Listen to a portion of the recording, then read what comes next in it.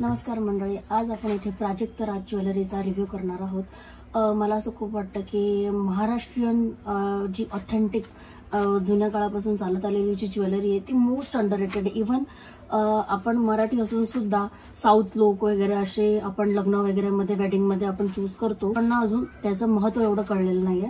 जे पण कोल्हापुरी साज किंवा ठुशी म्हणा, मला असं वाटतं की ह्या गोष्टी जे लुक देतात ते साऊथ मधलं कोणतीही किंवा other comparative to other jewellery इतका क्लास, इतका ऑथेंटिक लुक देत नाही। मी प्राजक्त राज ह्या वेबसाईटला बराच वेळा व्हिजिट केलेलं, ॲडव्हर्टायझिंग मधून वगैरे बघितलेलं मी। तर मला असं वाटलं की एकदा घेऊन पाहिली पाहिजे की the people who can't buy the gold jewellery, like obviously गोल्डच्या प्राइजेस एवढ्या आहेत की you can't go and buy gold jewellery every time. तर मग त्याला हा एक चांगला ऑप्शन्स आहे। म्हणजे त्यांनी जे सांगितलंय की ते तांब्यापासून बनवून त्याला गोल्ड प्लेटिंग वगैरे असं करतात। तर मला असं वाटलं की आपण एकदा घेऊन पाहिली पाहिजे की काय लुक वगैरे। तो मी जनरली लोकल शॉप्समधूनच आर्टिफिशियल ज्वेलरी बाय करते, पण म्हटलं एखादं जो ब्रँड आहे like Prajakt Raj is a brand for me, so म्हटलं तिथून एकदा घेऊन पाहूया की हाऊ इट लुक आणि तो काय एक लुक देतो। त्याच्यासाठी मी एक ट्रॅडिशनल ड्रेसही घातलेला आहे, so that will come to know की एखाद्या ट्रॅडिशनल ड्रेस किंवा ट्रॅडिशनल साडीवर ती ज्वेलरी कशी दिसेल। तर मी प्राजक्त राजमधून ठुशी ऑर्डर केलेली आहे। का बिलकुल वेळ न घालवता आपण प्राजक्त राज ज्वेलरीचं अनबॉक्सिंग करत आहोत। तर ही ज्वेलरी जेव्हा आली होती तेव्हा I could not wait for a single minute and I opened it. Like म्हणजे मी ती ओपन वगैरे केली, त्याचं बघू काढली, मी ती काढून पाहिली सुद्धा। आणि दॅट्स वाय तुम्हाला दिसेल की इथे ऑलरेडी कट आहे आणि हे पण ऑलरेडी ओपन आहे। पण जेव्हा हे आलं होतं ह्याची पॅकिंग खूप सुंदर होती। हे पण खूप फुल्ली पॅक होतं जेणेकरून ज्वेलरी डॅमेज होणार नाही। आणि जेव्हा मी अनपॅक केलं त्याला, वरचं जे कव्हर आहे, दॅन इट लुक लाईक दिस। आणि याचं मला बॉक्स पासूनच सगळं आवडलं। लाईक पॅकिंग हा पण one of the best factor असतो।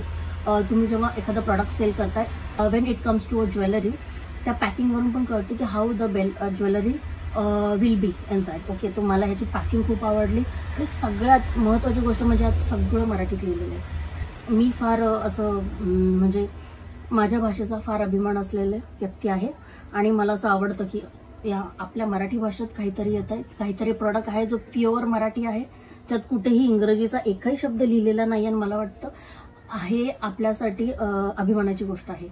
तर थँक्यू प्राजक्त माळी की तिने असं काहीतरी सुंदर विचार केला, तर त्यासाठी तिला 100 मार्क। ठीक आहे, नाव विल ओपन दिस बॉक्स की आपण ह्यात पाहूया की हाऊ इट इज। ठीक आहे, तर मी मागितलेली, तर त्यात हे असं पॅकिंग आलेलं खूप सुंदर आणि त्यात एक ना नोट पण आलेली आहे। ठीक आहे, त्या नोटवर असं लिहिलेलं आहे, पारंपरिक मराठी साज, मराठी अलंकार खरेदी केल्याबद्दल मनापासून आभार। अशीच आपली संस्कृती व परंपरा जपण्यासाठी पुढल्या पिढ्यांपर्यंत नेण्यासाठी प्रयत्नशील राहूया। आपली नम्र Prajakta Maal. It is a good gesture, I would say, I like it. Okay, so now will open this jewellery. So ही अशी दिसते, ही ठुशी आहे आणि आपण याला ओपन करून पाहू हाऊ इट लुक्स। ठीक आहे, तर ही अशी दिसते। मी तुम्हाला घालूनही दाखवणार आहे।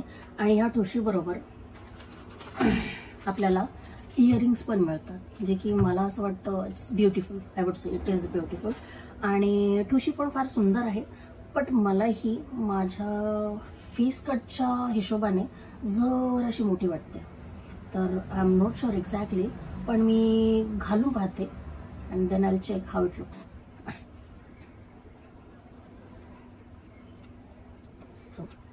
मला असं वाटतं की साडी वगैरेवर हिचा एक परफेक्ट लुक येईल, आय फील सो।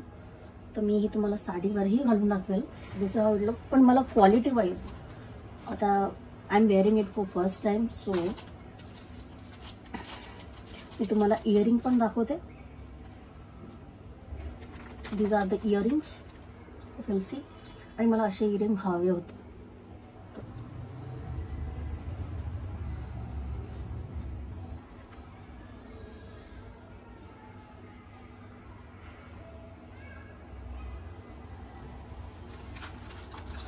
मला quality wise when I am holding it in hand also ना, मला त्याचा छान फील येतोय. तिकडच आपण जाऊन जर सोन्याची ज्वेलरी नाही पण तरीही आपल्याला एक ऑथेंटिक लुक हवा आहे, नऊवारी म्हणा किंवा एखाद्या ओकेशन वेडिंग वगैरेसाठी, आणि then I guess it is really good.